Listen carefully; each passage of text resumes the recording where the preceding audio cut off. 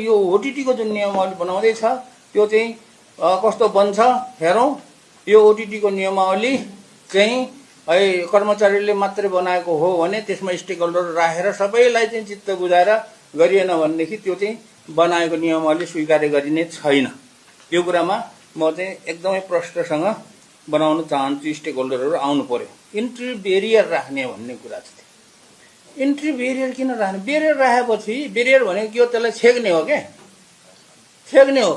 अनि के अरे व्यवसायहरूलाई त जति सक्दो छिटो, जसरी हामीले बल्छीमा माछा पार्नको लागि एउटा हालिन्छ नि, एउटा कसैले पनि शिकारीले पनि शिकार गर्नको लागि केही न केही ट्र्याप त बनाउँछ नि, त्यो लोभाउनको लागि। व्यवसायहरूले त लोभाउनको लागि त्यसै किसिमको ट्रिट पो गर्नुपर्छ त। बेरियर राखिदिन्छ क्या अगाडि। अनि बेरियर राखेपछि कसरी आउँछ व्यवसायहरू? अनि व्यवसायहरू नआयो भनेदेखि अनि जनताले कसरी सुविधा पाउँछ?